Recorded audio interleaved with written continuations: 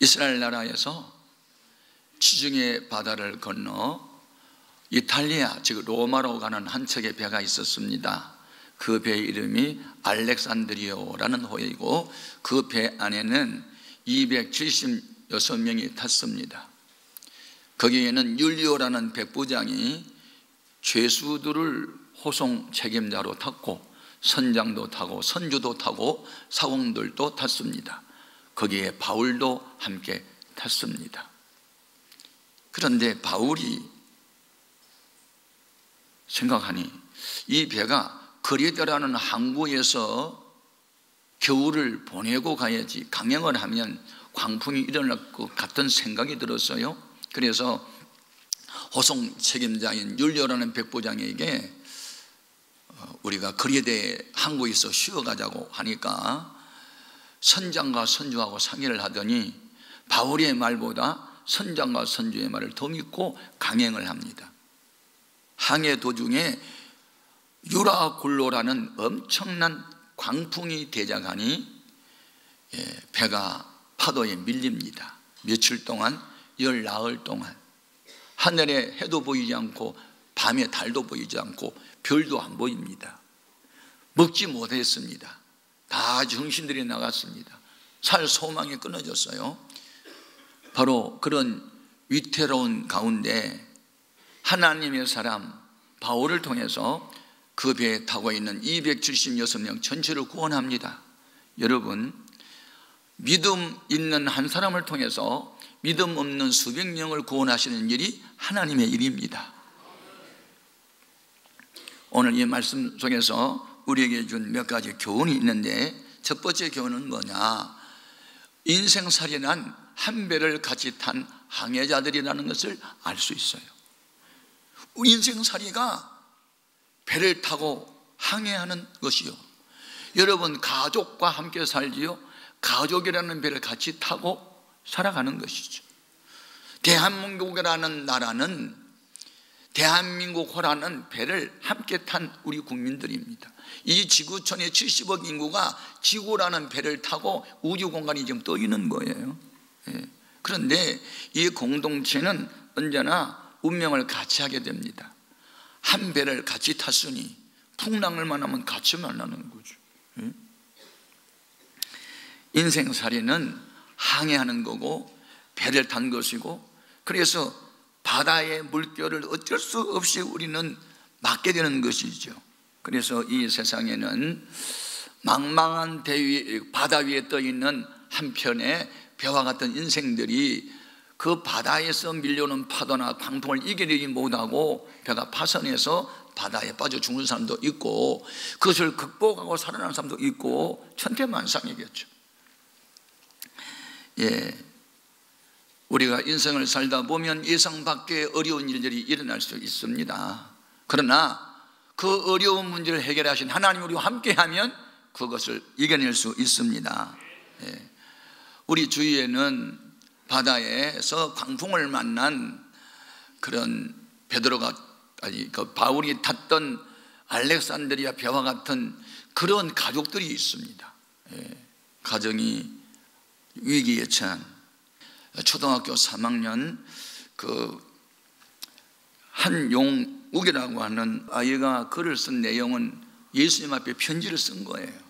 편지 내용을 제가 한 부분을 읽어드릴게요. 사랑하는 예수님, 안녕하세요. 저 한용욱입니다. 저는 구로동에 사는 용욱인데요, 구로 초등학교 3학년입니다. 우리는 벌집에서 살아요. 예수님 벌집 아시죠? 한 건물 안에 55가구가 함께 살아요. 방마다 1호, 1호, 3호, 4호 번호가 붙었어요. 우리 집은 32호입니다. 화장실은 동네 공중병소를 쓰는데 아침에는 사람들이 줄을 길게 서 있어요. 줄을 설 때마다 저는 21호에 사는 순이가 부끄러워서 못 본 채 할 때도 있고 참았다가 학교에 가서 화장실에 가기도 해요. 우리 식구는 외할머니하고 엄마하고 동생 용숙이랑 같이 삽니다. 우리 방은 할머니 말씀대로 라면 박스만 해요. 네 식구가 잠을 잘 수가 없거든요. 그래서 엄마는 구로 이동에 있는 술집에서 주무시고 새벽에 오세요. 할머니는 운이 좋아야 한 달에 2번 정도 취로 사업장에 가서 일을 하시고요. 아빠는 지금 청송교도소에 있어요. 엄마는 우리 보고 아빠가 죽었다고 말해요. 예수님, 우리 집은 너무 가난해요. 그래서 동사무소에서 구호 양식을 주시는데 도시락을 못 사고 학교 가는 날이 많아요. 그런데 엄마는 술만 많이 먹어서 매일 술 취해서 어린애 마냥 엉엉 우시면서 우리들 보고 이 애물단지들아 왜 태어났어? 같이 죽어버리자고 자꾸 말을 해요. 그런데 지난 4월 달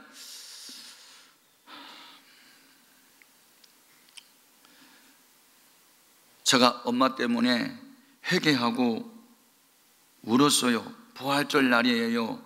저는 예수님이 제 때문에 돌아가셨다는 것을 정말로 몰랐습니다. 그런데 그날 제가 죄인인 것을 알았어요. 저는 친구들이 우리 엄마더러 술 주정뱅이라고 한 말이 너무 싫어요. 그런데 매일 술 먹고 주정하면서 다 같이 죽자고 하는 어머니를 많이 내가 미워했거든요. 그런데 엄마 미워하는 죄가 생각나서 울었어요. 그런데 예수님께서 나타나셔서 영호가 내가 내 용서한다는 것 같은 생각이 들면서 눈물이 펑펑 쏟아졌어요. 그날 교회에서 찐계란 2개를 주었어요. 부활절 선물이었어요. 그것을 집에 가지고 가서 할머니와 어머니께 드렸어요. 생전 처음으로 저는 전도를 했어요. 예수님을 믿으면 구원받는다고요. 그때 어머님이 아빠 누워 계시다가 화를 버럭 내면서 구원만 받으면 사냐? 집 주인이 전세금 50만 원에 월세 3만 원씩 더 내라는 하는데 예수님이 구원도 주시고 50만 원도 주신다면 내가 예수 믿지 말라고 해도 내가 믿겠다고 말했어요. 이런 내가 편지를 페이스북에서 제가 얻어냈어요. 제가 이 편지를 이제 쭉 읽어가면서 제 어린 시절이 막 생각이 나는 거예요. 소위 역겨는 가정, 아이들, 그 슬픔, 그 아픔. 우리 주위에 이런 용욱이와 같은 집이 많이 있어요. 많이 있어요. 저는 어제 청와대에 가가지고 이명박 장로님의 간증을 좀 들었어요. 우리나라가 경제적으로 많이 다운되고 0.2% 성장하던 해에 원조하는 나라가 되어야 되겠다. 그래서 연 한 40억 불인가 이렇게 아프리카에 도움을 주는데 그렇게 된 동기를 이야기하더라고요. 자기 초등학교 3학년 때 자기 위로 형님들이 많고 누나도 많고 그래가지고 잠깐 밑에 있어가지고 한 번도 새 옷을 입어본 일이 없대요. 늘 형님들이 입고 난 거 헤어진 옷만 입었는데 마침 미국 선교사님이 와가지고 옷을 나눠준다고 그래서 학생들이 다 줄을 섰는데 옷을 계속 나눠주다가 자기 앞에 3사람 앞에서 옷이 떨어졌대요. 모처럼 새 옷 한번 입어보려고 하다가 옷이 떨어져가지고 못 입어가지고 마음이 한이 됐다는 거예요. 그 가난의 서러운 때 이야기를 하는 거예요. 그래서 그런데 이거 선교사님이 자기 손을 잡아주면서 영어로 말하는데 알아듣지는 못했지만 위로를 해준 것 같더래요.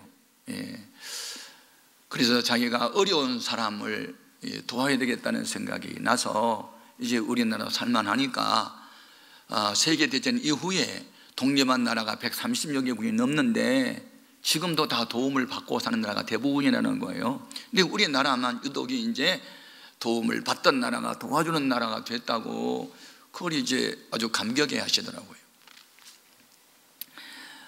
우리 주위에는 이렇게 다 불어닥치는 광풍 때문에 아버지 감옥 가고 어머니 술독에 빠져 살려고 동생은 힘이 없고 할머니도 힘이 없는 전세는 올려달라고 그러고 월세 낼 돈은 없고 그래서 쫓겨나는 이런 상황에 처한 사람들이 지금 바다에서 풍랑 만난 것 똑같아요. 위기잖아요. 누군가의 도움이 없이는요 살 수가 없어요.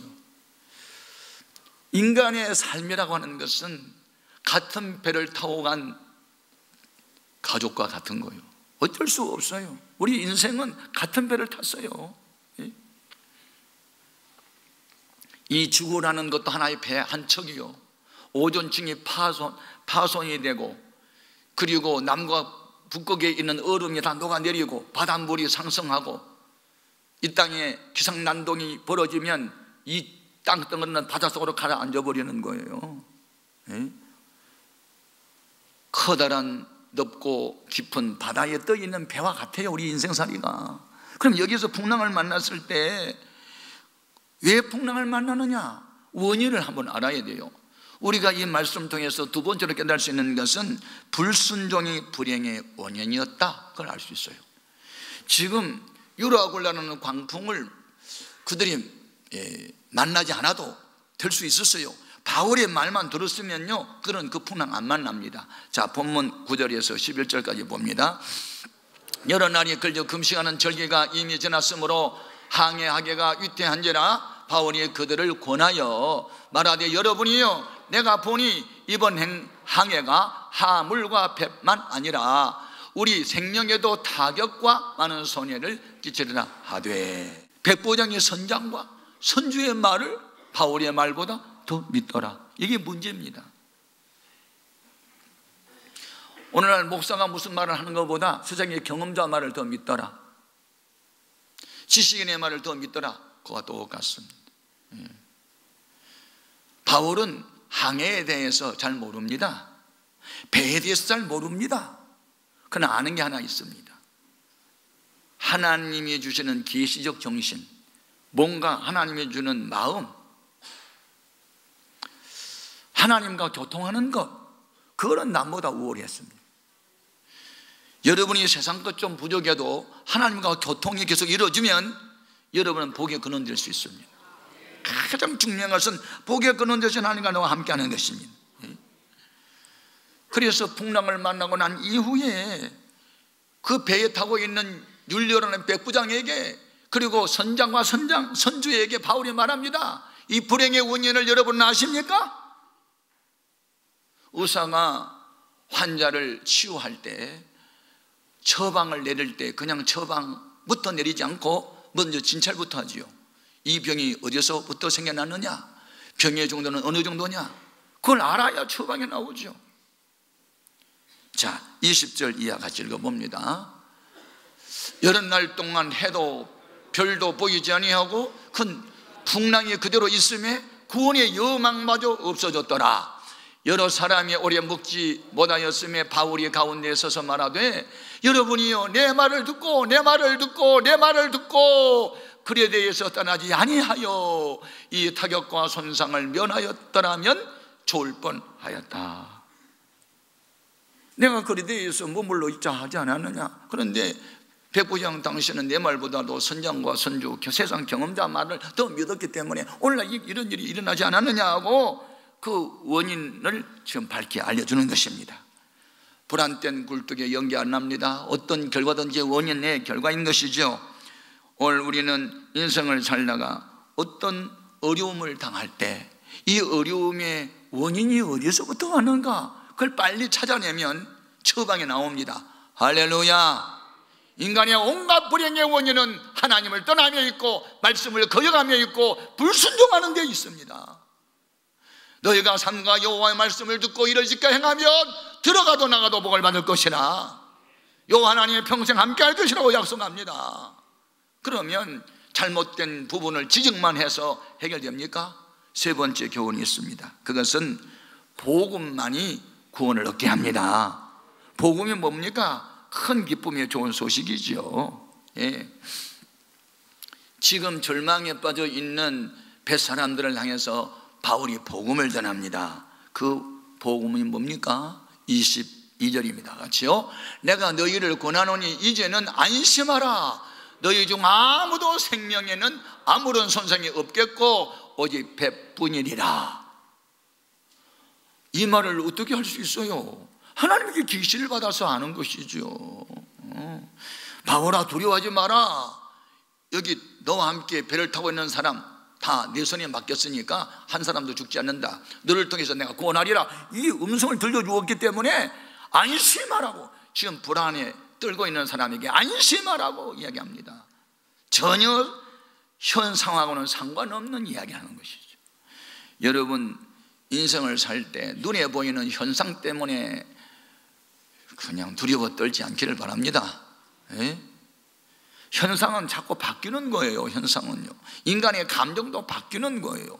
이 자꾸 바뀔 수 있는 것은 믿으면 안 되는 거예요. 영원히 변함없는 것을 믿어야 되는 거예요. 풍랑이 일어나든지 무슨 배가 깨어지든지 상관하지 않고 하나님 살아계심을 믿는 믿음을 가져야 된단 말이죠. 바울에게는 다른 사람에게 없는 확신이 있었어요. 어떤 확신? 하나님 말씀하면 그대로 이루신다, 그 확신 말이죠. 오늘날 교회를 다니고 예수를 믿는다 하면서도 하나님 말씀을 다 놓쳐버리고 그냥 환경에 파묻혀 살아가는 거예요. 뭐 자식을 바라보니 한숨이고 남편을 바라보니 근심이고 내 자신을 바라보도 한탄이 나오고, 왜 그걸 바라보는 거예요? 다 변질할 수 있는 것들. 영원히 변함없이 그대로 이루시는 말씀을 붙잡아야 됩니다. 바울의 믿음입니다. 자, 23절 이하의 바울의 믿음을 한번 봅시다. 내가 속한 바 곧 내가 섬기는 하나님의 사자가, 천사가 어젯밤에 내 곁에 서서 말하되, 바울아 두려워하지 말라. 네가 가이사 앞에 서야 하겠고 또 하나님께서 너와 함께 항해하는 자를 다 내게 주셨다 하였으니, 그러므로 여러분이 안심하라. 나는 내게 말씀하신 그대로 드리라고 하나님을 믿노라. 저는 성경대로 될 것을 믿습니다. 기도하면 이루시고 말씀대로 살면 복 주시고 전도하면 하나님 함께 한다는 걸 믿습니다. 이 믿음을 바울이 가졌고 자기 속에 불타는 이 믿음을 다른 사람에게 전해준 것을 우리는 전도라고 말합니다. 사람은 자기가 가지고 있는 것을 내놓게 되어 있지 마음이 없는 것을 어떻게 말할 수 있어요? 그래서 그 사람 입에서 나오는 말을 들어보면 그 사람 인격과 사상과 믿음을 금방 알아볼 수 있어요. 믿음의 말을 해야 믿음의 사람이요, 소망의 말을 해야 소망의 사람이요, 사랑의 말을 해야 사랑의 사람이요. 아멘. 같은 말도 부드럽게 하고 겸손하게 해야 그 마음이 온유하고 겸손한 사람이요. 언어 속에 건강이 들어있고 감정도 들어있는 거예요. 바울의 말 한마디 속에 믿음, 소망, 사랑이 다 들었어요. 구원의 길을 확실하게 말해주는 거예요. 아멘. 예. 영옥이가 쓴 편지 내가 계속 또 읽어볼게요. 어머니 구원하는 이야기가 계속 나옵니다. 우리 어머니께서 예수 믿으면 구원도 주시고 50만 원만 주시면 내가 예수 믿지 말라 해도 내가 예수 믿겠다, 그 말이 용옥의 가슴에 꽂혔어요. 그래서 교회 가가지고 그대로 말을 하는 거예요. 하나님 아버지, 우리 어머니가요 예수 믿으면 구원만 주시지 말고 50만 원도 달래요. 그러면 우리 어머니가 내가 예수 믿으라고 전도 안 해도 엄마가 나온대요. 여러분 얼마나 순전합니까? 여러분 어린아이처럼 순전해야 됩니다. 그리고 어린이날 글짓기 대회를 하는데 담임선생님이 이 아이를 뽑아주었어요. 덕수궁에 가서 글짓기를 하는데 덕수궁에 가서 글을 짓는 게 이런 내용이에요. 저는 청송교도소에 계신 아버지와 서초동에서 꼭 가게를 하면서 행복하게 살던 때를 그리워하면서 불행한 지금의 생활을 글로 썼어요. 교도소에 계신 아버지도 어린이날이 되면 저를 기억할 거예요. 예수님, 엄마는 지금도 술에 취하고 계세요. 이제 우리 어머니 술 취하지 말고 희망을 갖고 살 수 있도록 해주세요. 이런 글을 썼는데 제가 1등을 했습니다. 그런데 그날도 어머니는 너무 아파서 술도 못 마시고 울고만 계셨어요. 그런데 그날 저녁에 뜻밖의 손님이 오셨습니다. 글짓기 심사위원장을 맡았던 노 할아버지 동화 작가 선생님이 저희 집을 찾아오셨습니다. 대접할 게 없다 하여 할머니는 급히 구멍가게로 달려가 사이다 한 병을 사고 오셨습니다. 할아버지는 엄마의 손을 붙들고 똑똑한 아들 두었으니 힘을 내시고 위로받으라고 용기를 주셨습니다. 엄마는 눈물을 흘리시면서 엄마가 일하는 술집에 같이 가시면 약주라도 대접할 수 있다고 하자 할아버지는 뿌리치고 동화책 5권을 저에게 주고 가셨습니다. 저는 그날 밤 동화책을 읽다가 책 속에서 봉투 하나가 떨어진 것을 알게 됩니다. 거기에 보면 생전 처음 보는 수표가 하나 있었는데 50만 원짜리 수표였습니다. 어머니는 그것을 확인하고는 엉엉 우셨습니다. 할머니도 울었고 내 동생 용숙이도 울었습니다. 내 동생 용숙이가 울면서 하는 말은 오빠 그럼 우리 안 쫓겨나고 여기서 계속 사는 거지? 라고 말했습니다. 그런데 더 신기한 일이 일어났습니다. 우리 어머니가 주일날 교회를 가겠다며 화장을 옅게 하시고 나섰습니다. 대회에 참석하고 온 어머니의 눈이 솜방울처럼 부어 있었습니다. 그리고 집에 오셔도 계속 우시길래 엄마는 울 때마다 하는 말 우리 함께 죽어버리자고 말했기 때문에 오늘 또 그만할까 하고 했는데 그 말이 아니었습니다. 용우가 할아버지에게 편 좀 써라. 엄마가 죽지 않고 열심히 벌어서 그 돈 갚겠다고 말이다. 저는 엄마가 이렇게 변화된 것에 놀랐습니다. 고마우신 예수님, 우리 엄마가 벌어서 갚기보다는 내가 거기서 갚을 테니 할아버지 내가 어른 될 때까지 살게 해주세요. 그가 글짓기에 쓴 글입니다.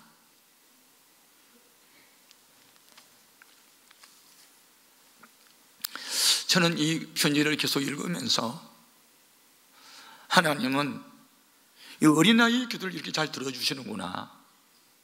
우리는 어린아이에게서 믿음을 좀 배워야 되겠구나. 날마다 술 취하면 죽어버리자고, 니네 아버지는 죽었다고 그렇게 말하는 어머니, 소망이 없는 가정. 그런데 이 아이가 학교에 갔다 돌아오는 길에 교회 가가지고 기도하고 집에 오고 성령 읽고 기도하고 하다가 결국은 가족을 구원하는 거예요. 어린아이들 무시하면 안 됩니다. 어린아이들 예수 영접하고 성령 받으면 기도합니다. 전도합니다. 기도하는 이 용욱에게 하나님이 돈을 주기 전에 뭘 줬어요? 믿음을 주었어요. 지혜를 주었어요. 글을 잘 쓸 수 있는 재능을 준 거예요. 이것은 돈으로 살 수 없어요. 재능은요.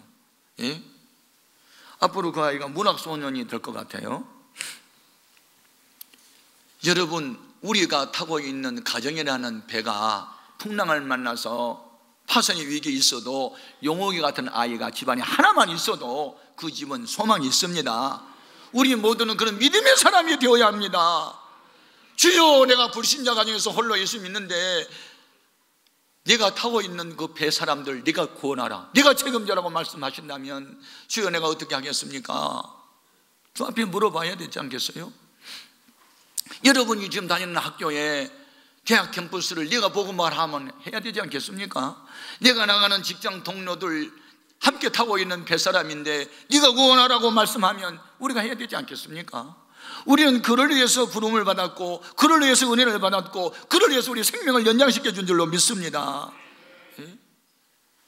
마지막으로 준 교훈이 있습니다. 순종하면 됩니다. 할렐루야. 네 번째 교훈은 우리가 순종하면 나도 살고 남도 살리게 될 줄로 믿습니다.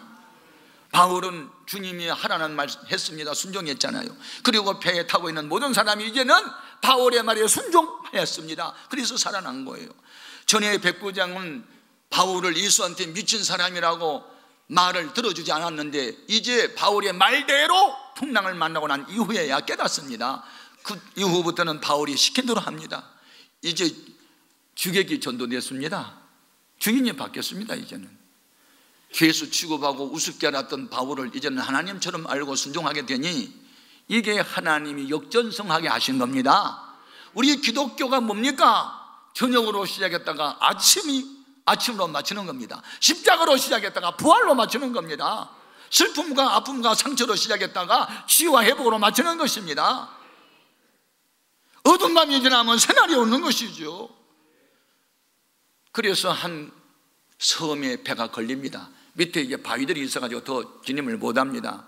그러자 사공들이 도망을 가려고 합니다. 사공이 도망가면 그 배에 있는 사람들 구원받기가 어렵습니다.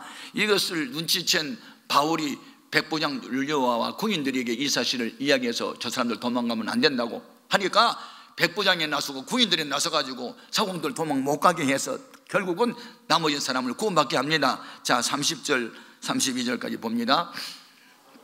사공들이 도망하고자 하여 이 물에서 닻을 내리는 채하고 그릇배를 바다에 내려놓고는 바울이 백부장과 군인들에게 이르되 이 사람들이 배에 있지 아니하면 너희가 구원을 얻지 못하리라 하니, 이에 군인들이 그릇줄을 끊어 떼어 버리니라. 그래서 이제 도망 못 가게 조치해서 결국은 나머지 사람들 전체 276명을 다 구원받게 했다는 것이죠.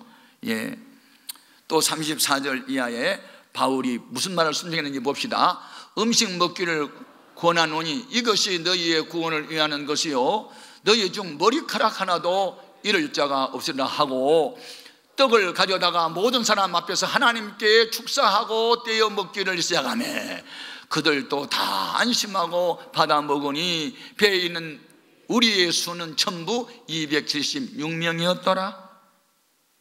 예. 삶을 포기했던 사람들이 바울이 전한 복음을 듣고 힘을 얻고 음식을 먹고 기운을 차리고, 헤엄칠 사람은 헤엄치고 헤엄 못 치는 사람은 뱃조각을 타고 그리고 멜리다라는 섬에 다 들어가서 구원을 받습니다.